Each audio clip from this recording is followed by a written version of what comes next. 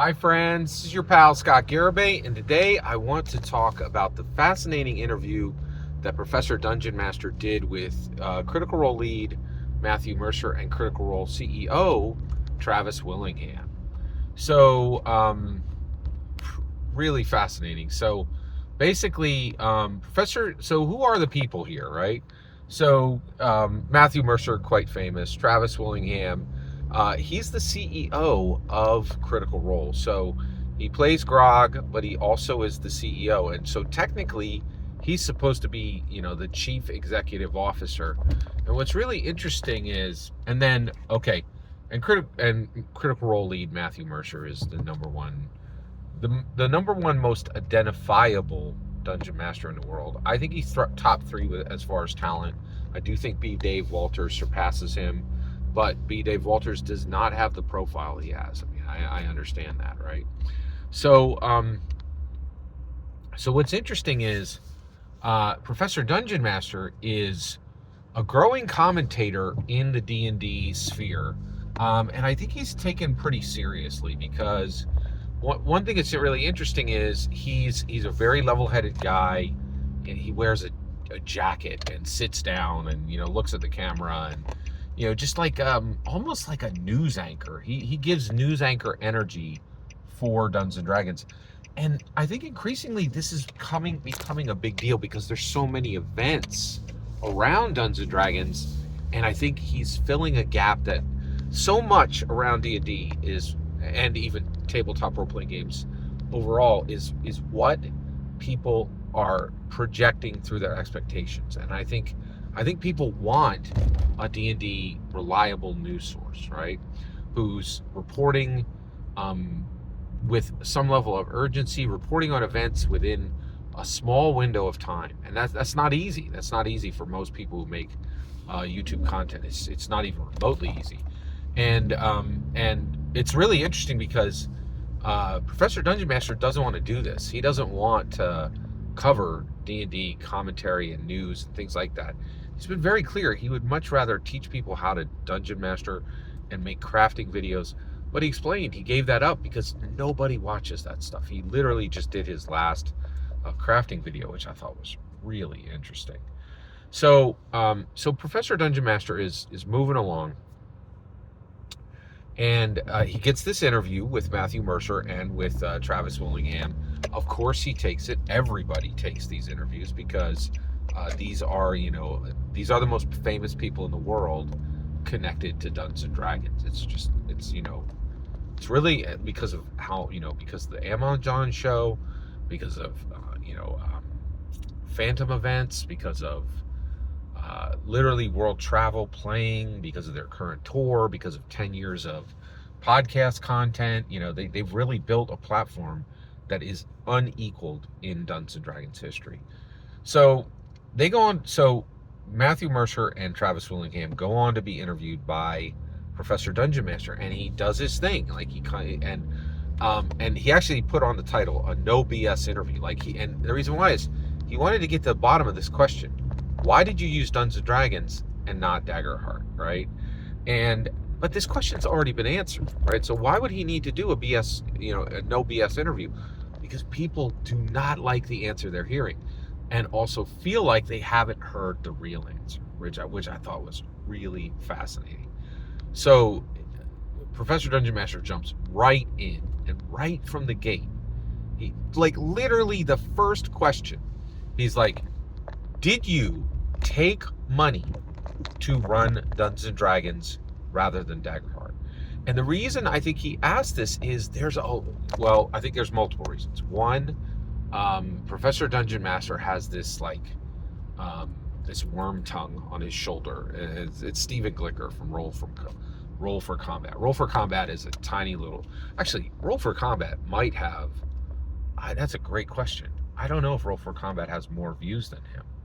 But I don't think Roll for Combat has a lot of goodwill. And the reason why is I think Roll for Combat, and specifically Stephen Glicker, has really built a channel of, hey, let's complain about D&D. It's not really commentary or news event reporting. It's just like, it's a celebration of every misstep of Hasbro and it's like red meat for the grognard base, right? Like everything Hasbro does, all is bad. All modern D&D is bad. It's a it's a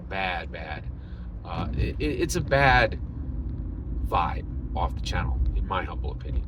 But Professor Dungeon Master and Stephen Glicker are friends, and I think they do, and also I I'm so fascinated with Professor Dungeon Master. I think he's got a grognard heart, but he also wants to be successful and he wants to preserve goodwill, and he knows that the grognard community is just run on sour juice, and I think he's like, I don't want to do that, for his thing, right? And he's built, and by like abandoning a ton of grognard vibe, darkness, he really has. I think he's more successful than Stephen Glicker, even if Stephen Glicker's numbers are higher, which I'm not sure whether it is or not. I do know Professor Dungeon Master has 100K sub button. So he takes the question right to them, and he's like, were you given money directly to play D&D, and that's why you chose Daggerheart? And this was such an important question because genuinely, because and I think one of the things right now is there's this revisionism happening. People are trying to rewrite history and be like, no, Tales of the Valiant and Draw Steel and Daggerheart, these were all just little projects that we put up. These were never intended as D&D killers. But I think the community's like, no, man, we all made 1,000 videos purporting that these would be the D&D killer, and now to come back, and now that they have failed to deliver that, and you're coming in and being like, oh no, look at our little projects. Oh, of course we wouldn't have used Daggerheart for campaign 4. And people are like, no, man, like this was real, like, that we all lived through this, like I think they're frustrated, and I do think that Professor Dungeon Master crafted the question this way, and I think Mercer answered the question this way to really, like, to try to, again, to get the answer that they're selling to stick, right? And so Matthew Mercer was very clear, and he was like, hey, we were not paid any money for this. And he was like, and his, guess what? He gave a CEO answer, in my humble opinion, right? He's like, listen carefully. We were not paid to run D&D. We have been paid in the past to run little one-shots, like video game one-offs. He didn't say it directly, but I know he was connected to Open Legends, right? And they've been paid to promote small OSR and indie games for limited periods of time, right? And nothing ever like, at the scale of Exandria. Nothing like that, right? And not enough money to sway any like big decisions, right? Just, as they were building their company, they took some promotion money, and it was always clear what the promotion was, right? And Professor Dungeon Master was like, yo, did you take money to shelve Daggerheart and promote,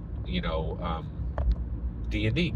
And this was widely believed. I think there were a lot of people, especially in the grognard community, who believe this, like that. They're like, there's no way they could have chosen D&D over it. It was unthinkable to entire blocks of the TTRPG community that they would have ever not used the game they just built, right?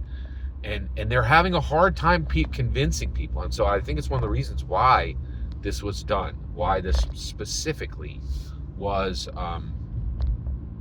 was actually done. And it was really, I was fascinated by this. So, Mercer does a CEO answer. No, we didn't do that. We did take some money previously for this project that had this shape, and that wouldn't have, swayed our overall, milieu, or swayed what decisions we were making for Exandria, or for the content that people really care about. It was a very professional, extremely well crafted answer, right? What you would hear from a CEO. What did Travis Willingham say? Oh yeah, we did.